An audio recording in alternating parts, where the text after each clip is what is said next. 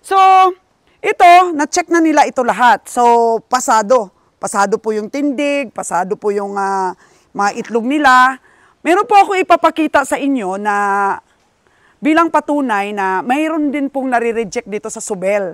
Tapos pinasasusubasta po nila yan, binibenta po nila, pero hindi po pwede nang gawing ganador yun kasi siyempre may diferensya nga. Hindi pantay ang itlog, pero hindi naman ibig sabihin na pag hindi pantay ang itlog, hindi na makapagpapabuntis eh. So pasok po tayo mga kagandang buhay para po maano natin sila. Bakit na-reject sila po ng Subel? So alika dito dong, bakit talaga na-reject sila?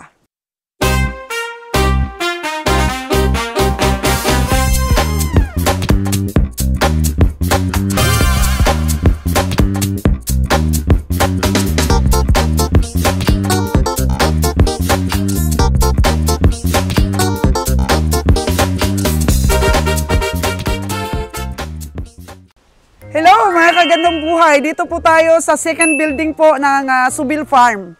At dito po sa likod ko makikita po ninyo yung mga 18 months old pataas na mga baka. So hindi pa po sila na test. Pero yung kanina pong pinicture natin sa live, na test na po yun mga kagandang buhay. So ready na po yun para ma-transport. So ito, 18 months pataas. Tingnan mo, meron pang mga baby nakahalo dito. Ayan. Ang assurance po talaga mga kagandang buhay dito sa Subel, no? Piling-pili po ito. Halimbawa, siyempre, pag ganador, dapat pantay ang itlog para makapagbigay po ng magandang similya. So, ito, na-check na nila ito lahat. So, pasado. Pasado po yung tindig, pasado po yung mga itlog nila. Meron po ako ipapakita sa inyo na bilang patunay na mayroon din pong nare-reject dito sa Subel. Tapos pinasasusubasta po nila yan, binibenta po nila, pero hindi po pwede nang gawing ganador yun kasi siyempre may diferensya nga. Hindi pantay ang itlog, pero hindi naman ibig sabihin na pag hindi pantay ang itlog, hindi na makapagpapabuntis eh. So, ito po sila lahat. Yung mga baka po na na-reject ng Subel, ayan. So, kukunin po natin sila bukas. Ayan.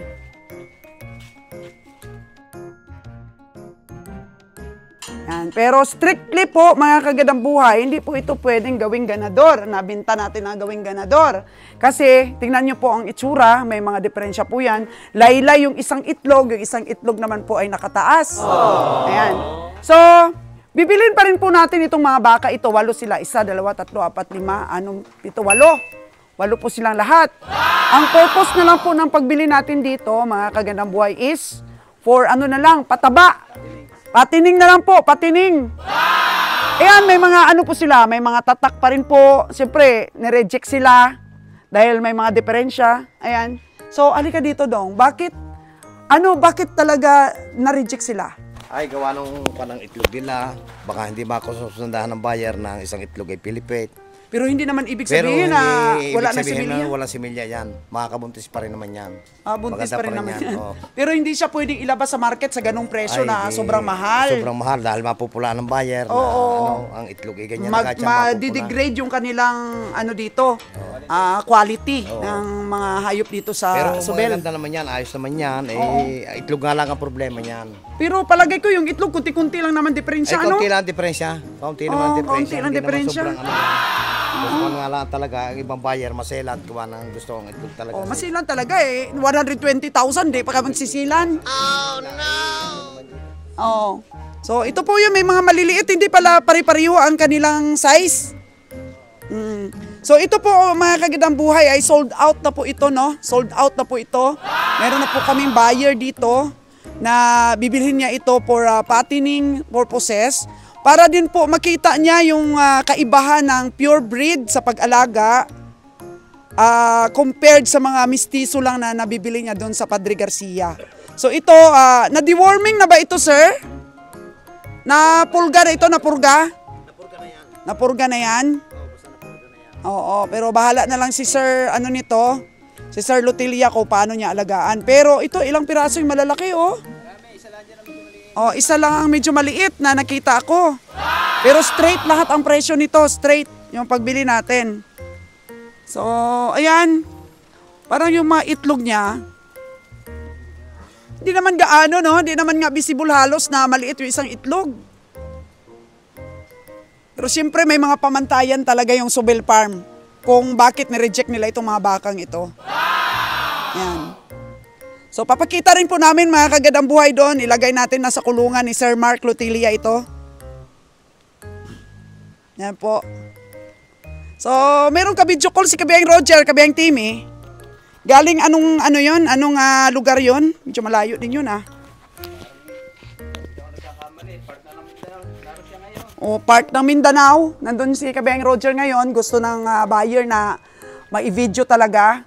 Part ng Mindanao na yon. So, ayan. Itutukan natin. Kasama pa ba ito, Tim? Oo, sama yan. Kasama pa ba ito yung na-reject? Si 1131. 1131. Paano kaya nila nasabi na ang itlog nito ay hindi pantay? Ano? Oo, halata naman pala, no? Pero kunti-kunti lang. Slight lang. Kasi nga, sa taas ng standard nila, Oo. konting diferensya, reject. Oo, taas kasi ng standard nila, konting diferensya, reject na. Ayan, si 10-11-6. 10-11-6 yan. Yan po sila, mga kagandang buhay, Pero hindi po ibig sabihin yan na hindi pantay ang itlog, ay hindi na po pwedeng walang similya yan. Ayun, buntot niya ay walang balahibo. Oh, no! Normal nga, napansin ko nga, normal ang kanyang kanyang itlog, normal, pero yung kanyang buntot ay walang balahibo, kagaya yung iba. Reject na siya. 7189. Napakalaki po yun, sa bandang dulo. Napakalaki. Ang kanyang diferensya, itlog po mga kagandang buhay. Siyempre for breed siya Kaya dapat mapanatili po ng Subil Farm yung quality po talaga nila ng selection. Ito, medyo bata pa ito, Tim, yung isa, Tim.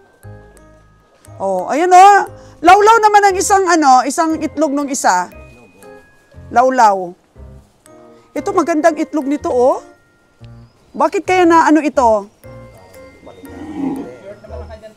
Ay, oo, yung parang maliit yung isa tanga talaga. Oo. Lang iba tinitingnan yung lawit ng harap niya. Oo, yung lawit ng harap niya. Yung kanyang armas po, mga kagandang buhay. Bawal yung maikli. Sa rancho yan medyo na ng iba't gahil na ng mga damo. Kailangan, hindi masyadong malawlaw, no? Tapos hindi rin masyadong maikli. Ay, ganun pala. Pag naghanap ka ng asawa, dapat tinitingnan yung ganun. Pero sa baka talagang masilan. Paswertihan na lang po. Pero dito po sa baka, talagang klarong-klaro.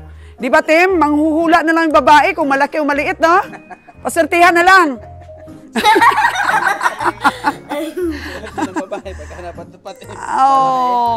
Ayun po yan, reality po yan mga kagandang buhay na ang selection po talaga dito sa baka sa Subil ay masilan. So, mataas po ang quality ng selection nila. Yan po, binigyan ko rin po ito ng oras na i-content kasi para makita ng mga viewers natin na yung presyo nila ng baka ay worth it. Worth it talaga. Ayan, tingnan ninyo ito. Compared ninyo ito sa dito. Labas na tayo, boss. Compared ninyo dito sa mga talaga, pasado. Ayan. Tingnan nyo yung lawit ng pasado. Yung balls niya ay pantay. Ayan, mga balls nila ay di maliit. Ayan. Ito po yung mga pasado. Ito dito, yun yung maganda. So, ayan po. Ito po naghihintay. Naghihintay pa po ito ng test. Tapos siyempre, mga bata pa po ito Ito ba yung susunod na? Ito ang susunod na batch. Oo. Nadadalhin niya sa kabila sa ready natin. Okay. Oo. Pero bago nyo ilabas dito, kailangan mo nang i-test? I-test pa rin yan bago ilabas na. Ilang test ang ginagawa dito?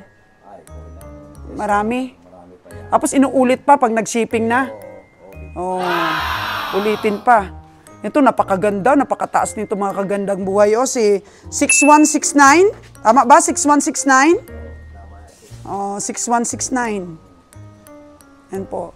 So, sige, punta na tayo ulit doon. Punta na tayo ulit doon kay Kabiyang Roger. Ayan po, nasa ilan lahat ito, boss? Yung second batch? Ito ay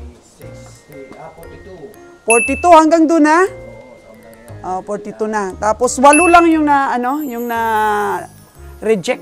8. O 8. Dapat 50 pala ito lahat yung second batch. Pero 8 na yung na-reject. Ayan po siya. So ito po ano nito? Tim, lahi nito napakaganda niya. May lahi ang Angus. Angus. Ayan, may lahing Angus po ito mga kaganda boy. Napakagwapo niya. Oh, parang suwagin po tayo. Oh, no! May lahing Angus po. Parang nakakatakot. Baston na pala. Okay. Sige, yun lang po mga kagandang buhay. Thank you so much po. At isa pong magandang pagkakataon itong nakabisit ako dito sa pinakasikat po na ranchuhan dito sa Pilipinas, ang Subil Farm. Nabigay na body number ni Sir Roger po. Tingnan ko po muna nakita naman yung body number doon sa mama yung Oo, sinabi ko po talaga. Oo, sa live po, sinabi ko, tapos pinicture ko po isa-isa. Picturean ko, isin sa'yo. Oo.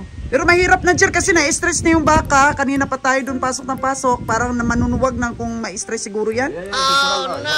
Oo. So yan po, may umorder po kabiyahe. Gusto po talaga na malinaw. Minsan kasi sa live, hindi malinaw masyado. Kaya, ayun, tumatawag po yung mga nag-o-order sa atin. At talaga naman pong ginagawa natin ang lahat para po makater lahat po yung mga orders nila. So, kailangan daw picture pero siguro medyo medyo stress na yung baka, di ba sir, no? Ay, stress na. Oh, stress na po. Habok na eh. Oo, stress na po sila. Oh, no! So, ayan, mag-review na lang po sa live yung mga gusto pong matingnan. Dahil kanina naman sir, sinabi naman natin yung mga code nila eh. O, pili na lang sila kasi yun, gusto talaga nila yung live. Ayan o, gusto nila na naka-video call. Okay. Ren po, si Kabiyahe at sumasagot pa rin po ng mga tawag. Messenger. Hello? Hello, yes sir. Oo. Pag interesado po talaga. So itong dalawa, ito yung pinakamaganda sir, Ang isinet mo? Oo. Yan ba yung napili ninyo ni Kabiyahe? Hindi po yan sir. Sige. Yung dito sa dalawa sir, yung 11065 tsaka 132, ang mas pinakamaganda dito, alin dito po? Tingin nyo po. Parihay ang maganda. Kaya sa'yo na lang choice. By number na lang, pakiramdaman na lang yan. Oo. Yan kasi ang pinaka-the best na po na selection. Pero kung ako tatanungin mo, siyempre introduce ko, pinili ko, 4132. Kasi yun yung makakakita nung Wow. 4132, sa akin. Sa akin, 4132. Kung sa akin ha, 4132. Tingnan mo mabuti, sir. Ay, pili yun ni Beng Timmy, yung isa. Oh, Beng Timmy, oh. Sige, bang team naman. Boss, gandang hapon. Ano daw ang pinakamaganda? Yung pili mo daw, pili ni Kabeng Roger. Sabi ni Kabeng Roger, siyempre yung pili ko yung maganda. Ngayon, sabihin ni Kabeng Timmy, yung pili ko siyempre yung maganda. Oh, ano ka ngayon, sir? Naka-video ka, sir, ha? So, makikita mo po ito sa ating content na binidyo kita, sir, ha? Yan, oh, binidyo kita. Oh, pugi ka pala, sir. Taga saan ka, sir? Taga saan po kayo? Nabayawan po kami, madam. Bayawan Negros po. Negros po. Ayan. So, bull lang talaga? Isa lang na bull ang kailangan mo? Opo, bulang po muna para para Palahian. Oo, palahian mo dyan yung mga magaganda mo ring inahin. Yan. May rin po, siguro pag nagka-kapital ulit, yung kami magkapatid, bibili ulit. Oo, sir. So, hindi rin namin alam kung hanggang kailan po kami magsiservisyo sa ating mga taga-Negros, pero ang importante po, nakakuha ka na ng isang ball. Kasi mahirap din po mag-travel eh. Mahirap po, sir, talaga, yung Malaki po ang puhunan, tapos risky po sa amin din. So, medyo mahirap po, sir. Mahirap. Oo. Kaya, napakaswerte po yung mga nauna. Oo. Ikaw lang pinunta ko dito para sa'yo. Oh, para sa iyo lang daw yung pinunta namin dito sa Subel. Salamat po, sir. Sige po, sir, dahil ano po, yung choice nyo po, yung ano, ko na lang, yung 4132. Yun na lang Ayan. po yung kunin namin. Imagine, for 12 na pinagpilian ni Kabeng Roger, isa lang napili niya, isa rin kay Kabeng Timmy. Ibig sabihin, tag-isa lang sila ng nagustuhan. Huwag ka nang lilipat sa iba, sir. Yung dalawa na lang na yan ang pagpipilian mo. Oo nga po. Oo. Yun yung ano po kay Sir Roger na siya muna mamimili una kasi siya yung ano eh. Siya yung mas nakakaalam sa ano eh. Kung may time ka, punta tayo rito. Ang layo ng Subil Farm, sir. Ini-invite ka ni Kabeng Roger, pumunta ka daw dito sa Subil Sama Farm. ka sa akin, punta kayo rito kung may time ka sa sunod. Ano sir? Mukhang kung may timean yung pera yung Hindi, masyal lang tayo para makita natin. Sige po sir, final na lang natin po itong 4132. Sigurado ako, dadami yan dyan. Pag magdadala tayo ng mga babae na magagandang lahi na medyo affordable. Basta ma-sure mo po ang mga lalaki na galing dito. Pure Brahman po ito, sir. Kung gusto mo doon sa kay Vulcan, maganda, Indo-Brazil.